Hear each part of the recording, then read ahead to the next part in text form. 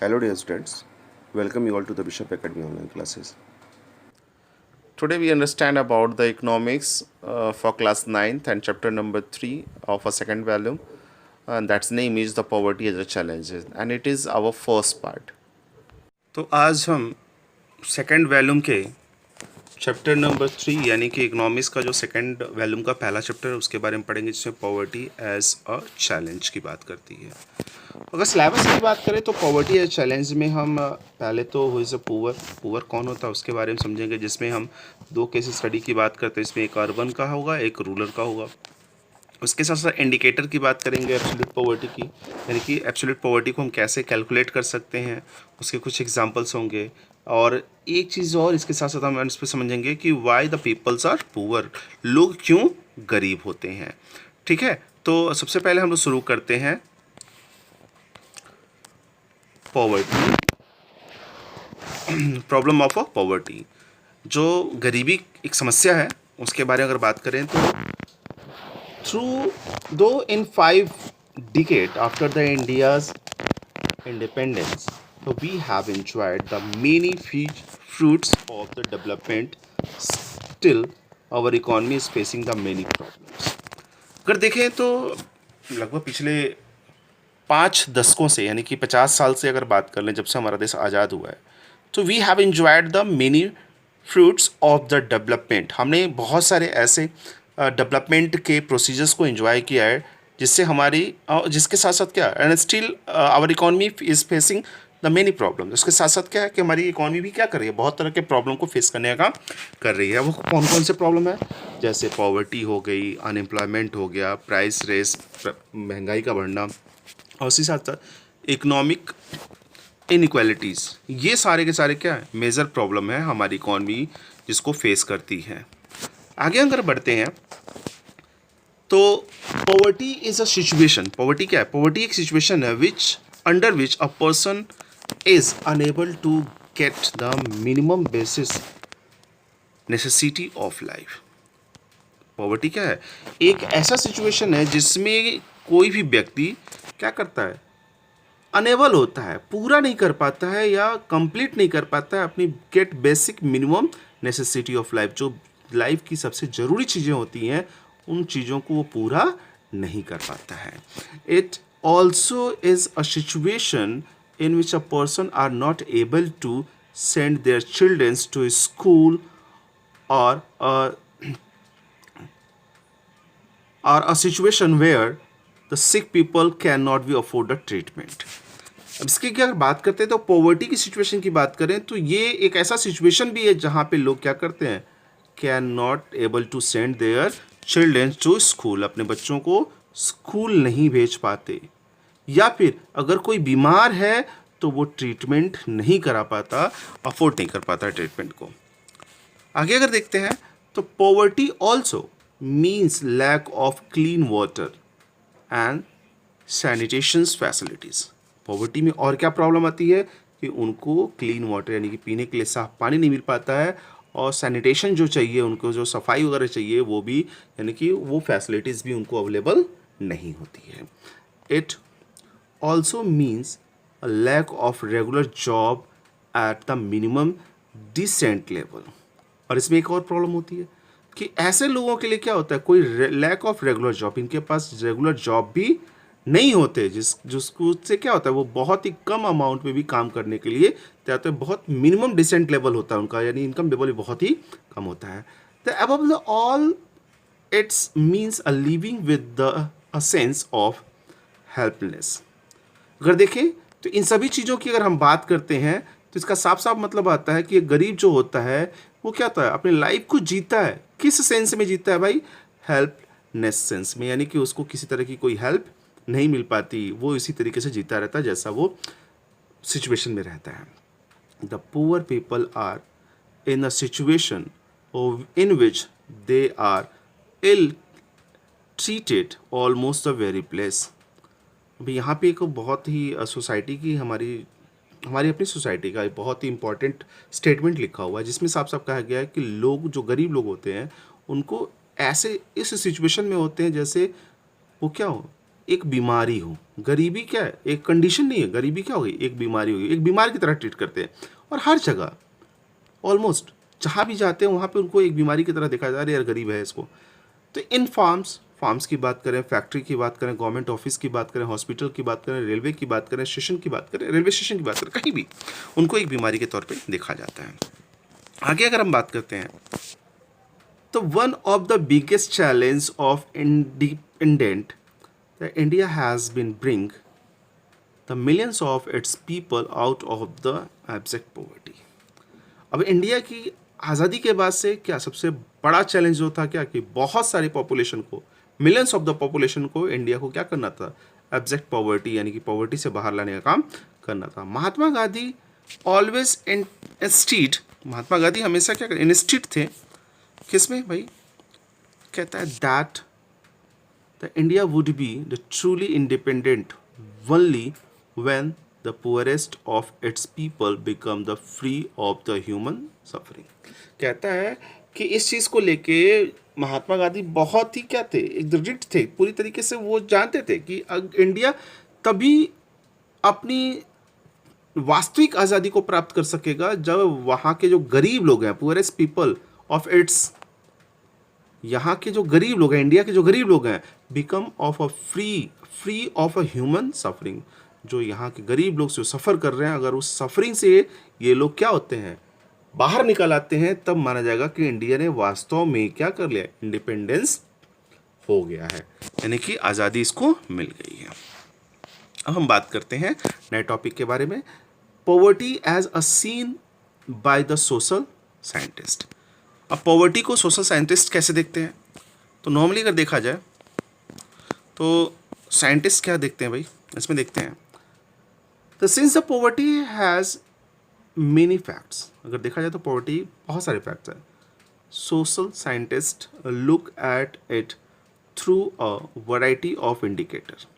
Social scientist जो होते हैं इसको एक अलग अलग वैरायटी ऑफ इंडिकेटर से देखने का काम करते हैं। पहला क्या, the income and consumption are the two most important indicator cause used for the measuring the poverty.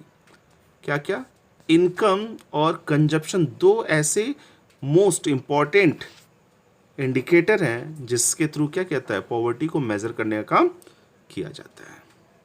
But now the poverty is look through other social indicators like illiteracy, lack of general resistance due to the malnutritions, lack of access of a health care, साथ ही साथ अगर देखें lack of the job opportunities, lack of access the safe drinking waters, sanitation etc। तो अगर देखें तो बहुत simple से वर्ड में देखें तो हम कुछ सोशल जस्टिस के जो सोशलिस्ट हैं वो किस तरीके से पॉवर्टी को देखते हैं, उसमें कहते हैं कि उनके पास क्या होता है, लिटरेसी होती है, उनके पास रहने के लिए जगह नहीं होता, उनके पास पढ़ने, वो अनपढ़ होते हैं, ठीक है, उनके पास अच्छी हेल्थ केयर नहीं होती, यानी हेल्थ केयर उनको अच्छा नहीं मिल पाता, जॉब अपॉर्चुनिटी उनके पास अच्छी नहीं होती, साथ साथ उनके पीने के लिए साफ पानी नहीं होता है और सैनिटेशन वगैरह नहीं होता है। ये सारी चीज़ें भी क्या हैं, the analysis of the poverty is based on the social exclusive and the vulnerabilities is become the very common। इस तरह की चीज़ें जो क्या है सोशलिस्ट में बहुत ही कॉमन है, इस तरह की चीज़ें हमेशा हमको सोसाइटी में मिल जाती हैं। नॉर्मली अगर देखा जाए तो हम पॉवर्टी की अगर डेफिनेशन की बात कर लें पूरी तरीके से, जो आपके बुक में भी दिया है, तो मैंने पहले कहा था पॉवर्टी वो सिचुएशन होती है जहाँ पे एक इंडिविजुअल अपनी जो बेसिक रिक्वायरमेंट्स है उसको फुलफिल नहीं कर पाता। Poverty is a situation in which a person is unable to get the minimum basic necessities of the life like a food, cloth, shelters etcetera. ठीक है, तो ये सारी चीज़ें जो अपने खाने का इस्तेमाल व्यवस्था ना कर सके, अपने रहने के लिए व्यवस्था ना कर सके, अपने लिए कपड़े नहीं व्यवस्थित कर सके, तो ऐसे लोगों को हम किस में रखते हैं, पॉवर्टी में रखने का काम करते हैं। अब हम बात करते हैं, अब यहाँ पे एक और पॉइंट है, when a larger section of the people in an economy are deprived of these basic necessities, that economy is said to be the mass poverty। अगर इसमें कहता है कि अगर बहुत ज़्यादा लोग, large section of the people, बहुत बड़े सेक्शन, मतलब बहुत बड़ी संख्या में लोग अगर अपनी बेसिक नीड्स को बेसिक नीड्स को फुलफिल नहीं कर पाते हैं, तो ऐसी पॉवर्टी जो होती है वो मास पॉवर्टी के रूप से जानी थी। During the 1999 and 2000 approximately the 26 crore people 26 crore peoples in India were the reported to be the poverty ridden। तो अगर देखें तो 99 और 2000 की अगर बात करें तो लगभग 26 करोड़ पीपल जो थे वो पॉवर्टी लाइन को रिप्रेजेंट कर रहे थे, यानी कि गरीबी रेखा में थे। अब हम बात करते हैं पॉवर्टी लाइन की। नया टॉपिक है, बहुत ही है। एक्चुअली जानते हैं ये ऐसी लाइन होती है जहाँ पे हम क्या करते हैं, ये जहाँ से हम ये कैलकुलेट करने का काम करते हैं कि कोई बंदा क्या है, गरीब है। इसका मतलब पॉवर्टी लाइन का, जैसे बीपीएल आपने सुना होगा, बीपीएल बिलो पॉवर्टी लाइन, और एपीएल अबव पॉवर्टी लाइन। ये दो तरह की लाइन होती है जिसके थ्रू हम क्या करते हैं, डिसाइड करते हैं कि सामने वाला किस कैटेगरी से बिलोंग करता है। At the center of discussions on the poverty is the usually the concept of the poverty line। मतलब पूरे डिस्कशन का, पॉवर्टी का जो पूरा डिस्कशन का जो मेन सेंटर पॉइंट है वो क्या है, पॉवर्टी लाइन का है, कि वो कौन सा लेवल है जिससे हम लोगों को गरीब मानने का काम करते हैं। A common method used to measure the poverty is the based on the income and consumption level. तो जो कॉमन मेथड है हमारा भाई, जैसे हमने कहा कि हाउ इंडिकेटर्स की बात कर रहे थे, तो इंडिकेटर में हमारा इनकम और कंजप्शन लेवल की बात कर रहा है। तो यही एक ऐसा मेथड है जिसके थ्रू हम पॉवर्टी को डिसाइड करने का काम करते हैं। किसके बेसिस पे, या तो इनकम लेवल पे या तो फिर कंजप्शन लेवल पे।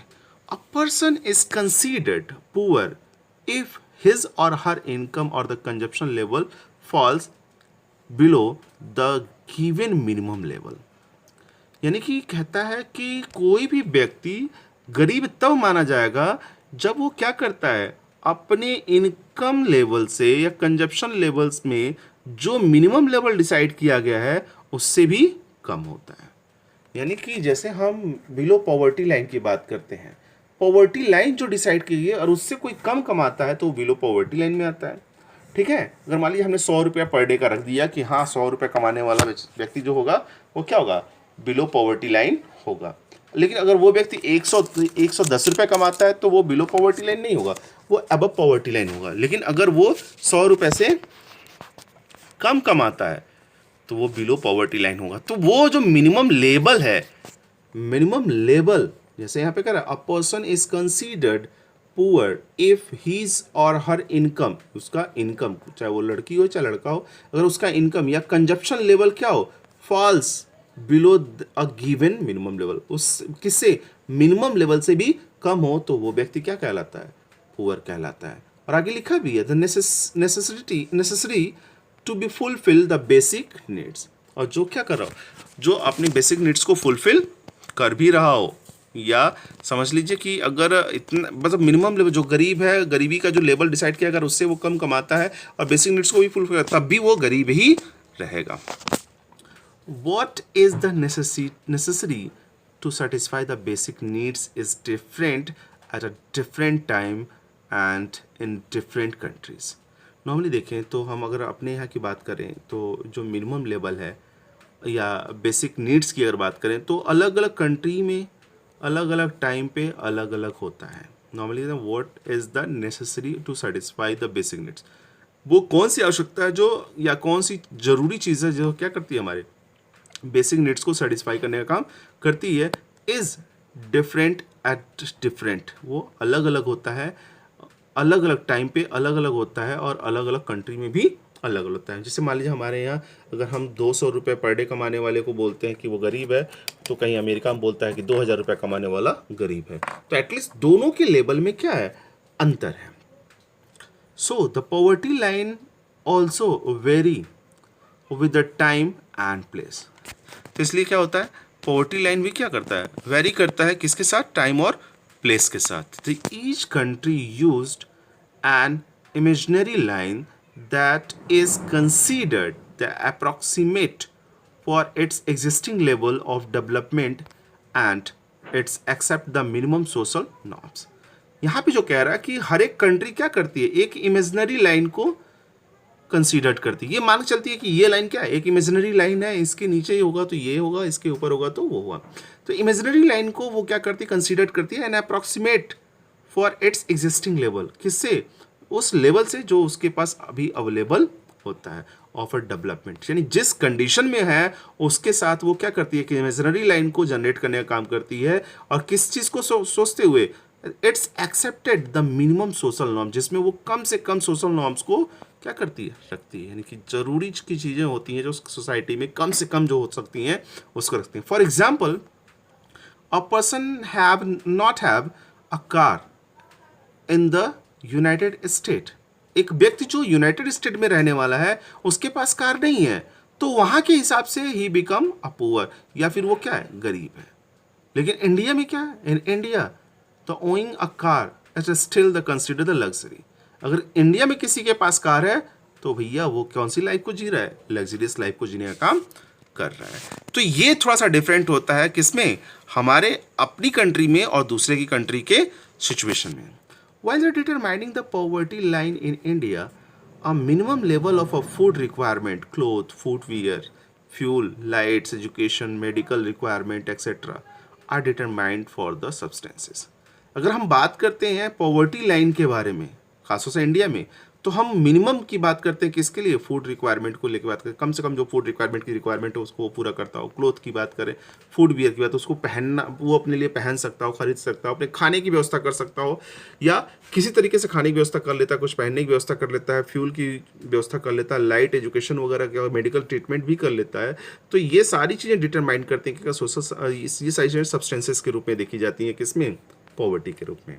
एटलीस्ट कहने का मतलब ये है कि अगर कोई व्यक्ति किसी तरीके से अपनी ज़रूरत को पूरा भी कर लेता है, तो ये जो जितनी भी चीज़ें रखी गई जिसमें उसका food requirement, cloth, food wear, fuel, lights, education, medical requirement, ये सारी चीज़ें कहीं ना कहीं उसके पॉवर्टी लाइन में क्या डिटरमाइन की जाती हैं कि किस लेवल तक उसको हम लग्जरियस में रखेंगे और किस लेवल के बाद हम उसको पॉवर्टी में रखेंगे। These physical quantities are multiplied by their price in rupees. ये सारी क्वांटिटीज़ को क्या कहता है, उसको हम कंपेयर किससे करते हैं, किसके साथ मल्टीप्लाई करते हैं, प्राइस और इन रुपीज़ के साथ, यानी कि पैसे के साथ तोलने का काम करते हैं।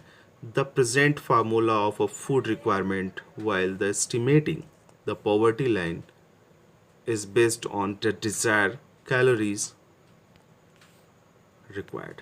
यानी कि अगर आज के टाइम में अगर हम पॉवर्टी लाइन के कैलकुलेशन की बात करें या फूड रिक्वायरमेंट की बात करें, फूड रिक्वायरमेंट के थ्रू जो हम एस्टिमेट करते हैं पॉवर्टी लाइन को, तो वो डिज़ायर करता है किसके ऊपर, जो रिक्वायर्ड कैलोरीज होती है उसके ऊपर। यानी कि एक बेसिक रिक्वायरमेंट में एक नॉर्मल व्यक्ति के लिए कितनी कैलोरी की फूड की रिक्वायरमेंट होती है। अगर जो मिनिमम रिक्वायरमेंट को है अगर व्यक्ति फूड पूरा कर पा रहा है तो वो तो ठीक है, जो नहीं कर पा रहा है हम उसको क्या मानेंगे, हम उसको मानेंगे below the poverty line.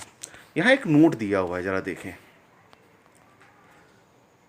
In India, the daily minimum nutritional requirement for a person has been fixed at 24 calories. India की अगर बात करें तो जो न्यूट्रिशन की रिक्वायरमेंट होती है डेली फूड में हमारे, वो लगभग 2400 कैलोरीज की रिक्वायरमेंट होती है इन रूरल एरिया, और अर्बन एरिया की अगर बात करें तो 2100 कैलोरी। डू यू नो, क्या आप जानते हैं why there is a different between rural and urban? भाई यहाँ पे अगर हम देखें तो अर्बन एरिया में हमको चाहिए 2400 2400 कैलोरीज, और रूरल एरिया में 2400 कैलोरी, और अर्बन एरिया में चाहिए हमको 2100 कैलोरी। तो ये ऐसा क्यों है भाई, ये डिफरेंसेस क्यों है दोनों के बीच में? क्यों? क्योंकि लोगों के लिविंग स्टैंडर्ड में डिफरेंसेस है। क्योंकि the people living in rural areas are engage themselves in the task of physical labour. गाँव में जो रहने वाले लोग होते हैं वो ज़्यादातर क्या करते हैं, फिजिकल लेबर करते हैं, जबकि वहीं अगर हम अर्बन एरिया के लोगों की बात करें तो दे रिक्वायर द एनर्जी, ठीक है, उनको कम एनर्जी की रिक्वायर। क्यों? क्योंकि वो ज़्यादातर क्या करते हैं, अलग अलग तरीके के काम को परफॉर्म करते हैं, साथ ही साथ अगर देखें तो वो बिजनेस करते हैं, यानी कि फिजिकल एक्टिविटीज़ उनकी कम होती है। तो इस तरीके से देखें तो ये एक पूरा का पूरा जो स्टेटमेंट हमारा निकल के आता है कि किस तरीके से हम फिजिकली और देखें पॉवर्टी लाइन को मेंटेन करने का काम करते हैं। हम बात करते हैं अगले उसी में आगे। तो food item such as a calories cereals, pulses, vegetables, milk, oil, sugar etcetera together provide these needed the calories. अगर देखें तो जो हमारे पास 2100 और 2400 की जो कैलोरी की रिक्वायरमेंट है, तो नॉर्मली हम इन चीज़ों से क्या करते हैं, उसको फुलफिल करने का काम करते हैं। The calories needed very depend on the age, sex and the type of work of that a person does. देखिए कैलोरीज के रिक्वायरमेंट की अगर बात करें तो जैसे मैंने आपको एग्जांपल दिया कि रूरल एरिया में लोग ज़्यादातर फिजिकल वर्क करते हैं और अर्बन एरिया में ज़्यादातर लोग फिजिकल वर्क नहीं करते, यानी कि उनका जो परफॉर्मेंस होता है और रूरल एरिया का जो परफॉर्मेंस होता है वो दोनों में डिफरेंस होता है। तो वो चीज़ यहाँ पे आती है कि हम कैसे व्यक्ति हैं, हमें किस तरह के, हम किस सेक्स से बिलोंग करते हैं, हम मेल हैं फीमेल हैं, एज क्या है हमारी। जैसे देखिए छोटा बच्चा होता है तो उसको कम कैलोरी की रिक्वायरमेंट होती है क्योंकि वो बस खेलने कूदने में ही अपना काम लेता है, ज़्यादातर फिजिकल वर्क उसका खेलने कूदने का होता है, उस तरीके का कोई। लेकिन अगर देखें नॉर्मली कोई एज उम्र दराज होता है तो उसकी रिक्वायरमेंट भी बढ़ जाती है। तो पर्सन कैसा है, कैलोरी उसके ऊपर डिपेंड करती है कि उसको कितना चाहिए। The accepted average calories required in India 2400 calorie per person per day in rural areas and 2100 calories per person per day in urban area. तो जैसा कि आपको पहले बताया गया कि रूरल एरिया में कितनी चाहिए 2400 और अर्बन एरिया में 2100। ठीक है, ये कैलोरी की रिक्वायरमेंट होती है। इस कैलोरी को अगर वो फुलफिल करता है तो वो पॉवर्टी लाइन पे होगा, बिलो द पॉवर्टी लाइन नहीं होगा। नॉर्मली अगर बिलो द पॉवर्टी लाइन नहीं होगा। आगे हम बात करते हैं the monetary expenditure as per the capita needed for buying these calories requirement in terms of the food grains।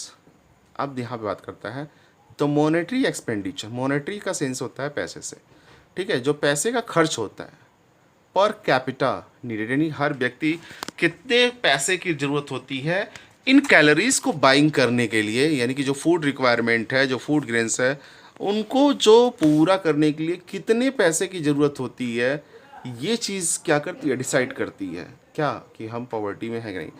Is the revised periodically taking into the considered as a resort price. इसको revise किया जाता है समय समय पे। किस चीज़ को focus करते हैं, जैसे जैसे महंगाई बढ़ती है उसी हिसाब से हम उसको में चेंजेस भी लाते हैं कि हाँ कौन सा व्यक्ति इस लेवल तक कमाता है तो इसमें ये अपनी कैलोरी पूरा कर पाएगा या नहीं कर पाएगा। अब आगे चलते हैं। On the basis of these calculation for the year 2014-15 the poverty line for the person was fixed at 972 per month for the rural areas and 14,700 per month in urban area। अगर देखें तो जो मिनिमम जो required amount की बात की गई थी जिसमें वो रूरल एरिया में जो 2400 कैलोरी की ज़रूरत है उसको पूरा कर सकता है, तो उसके लिए कम से कम 972 रुपये उसको हर महीने चाहिए। यानी ऐसा व्यक्ति जो 972 रुपये खर्च कर सकता है, ठीक है अपनी, तो वो पॉवर्टी से बिलोंग करता है। अगर उससे ज़्यादा खर्च करता है तो वो पॉवर्टी से बिलोंग नहीं करता। और इसी तरीके से 1407 का despite the less categories requirement is higher amount for the urban areas has been the fix because the high price of the many essential product. देखिए नॉर्मली अगर देखें तो जैसा कि आपको पहले बताया गया कि जो अर्बन एरिया है वहाँ पे लोग ऑफिशियल वर्क करते हैं तो वहाँ कई चीज़ें बाहर से लेके आनी पड़ती हैं और जिसकी वजह से क्या होता है वो उसके लिए उनको ज़्यादा पे करना पड़ता है, इसलिए वहाँ पे हमें अमाउंट ज़्यादा रखना पड़ा। अब हम बात कर लेते हैं यहाँ पे कुछ पॉइंट्स के बारे में जो आपकी बुक में दिया हुआ है। मैस पॉवर्टी की बात करें, यानी कि when a largest section of a people in an economy are deprived of the basic necessities that economy is said to be mass poverty। Normally यानी कि बहुत बड़ा सेक्शन जो लोगों का ग्रुप जो होता है, large section of a people is not able to fulfil the basic need. अगर वो अपने बेसिक नीड्स को पूरी तरीके से कंप्लीट नहीं कर पाते हैं तो ऐसी सिचुएशन किसके लिए कहलाती है, मास पॉवर्टी की बात है। पॉवर्टी लाइन की अब बात कर लें तो poverty line is the line which indicate the level of a purchasing power required to be the satisfying the minimum needs of the person। Poverty line वो लाइन होता है जो क्या करता है, ये इंडिकेट करने का, जो परचेजिंग पावर है, रिक्वायरमेंट, जो रिक्वायर्ड परचेजिंग पावर है उसको इंडिकेट करने का काम करता है, ठीक है। और साथ ही साथ कहता है to the satisfying the minimum needs of the person, जिसके थ्रू क्या कर सके, एक व्यक्ति अपने मिनिमम नीड्स को पूरा कर सके और सेटिस्फाई कर सके। आगे की अगर बात करते हैं तो पब्लिक डिस्ट्रीब्यूशन, पीडीएस की इसकी बात करते हैं, पब्लिक डिस्ट्रीब्यूशन सिस्टम। तो पब्लिक डिस्ट्रीब्यूशन सिस्टम के बारे में आगे भी है, फिर भी हम यहाँ पे देख लेते हैं पब्लिक डिस्ट्रीब्यूशन सिस्टम होता क्या है। The supply of essential commodities to the poor people through the government agencies is known as a PDS, यानी कि पब्लिक डिस्ट्रीब्यूशन सिस्टम। यानी कि वो सिस्टम जिसके थ्रू जो एसेंशियल रिक्वायरमेंट की चीज़ें होती हैं, जो बेसिक रिक्वायरमेंट की चीज़ें होती हैं, लोगों को सप्लाई की जाती है गवर्नमेंट एजेंसी के थ्रू, उन्हें हम पीडीएस सिस्टम कहते हैं। जैसे अगर आपके देखें कोटा वर्ड सुना होगा कि कोटा के थ्रू लोग क्या करते हैं, गेहूँ चावल तेल देने का काम करते हैं, जो कोटेदार होते हैं। Under PDS the central government has assume the responsibility of a supply of essential commodities like a wheat, rice, sugar, edible oil and kerosene to the poor people। तो गवर्नमेंट इसके थ्रू क्या करती है कि जो पुअर पीपल होते हैं उनको wheat, rice, sugar, oils, kerosene देने का काम करती है। अब हम बात कर लेते हैं पॉवर्टी लाइन के कुछ कॉन्सेप्ट के बारे में। According to the planning commission report 2014-15, the poverty line is fixed at 1407 in urban areas and 972 in rural area। तो ये वो अमाउंट थे जो क्या पॉवर्टी प्लानर कमीशन जो हमारा, या प्लानिंग कमीशन रिपोर्ट जो है 2014-15 में, उसने इसको रिप्रेजेंट करने का काम किया था। Now, thank you for watching this video. If you have any type of the queries, you should be consult through the Google Classroom. That's all.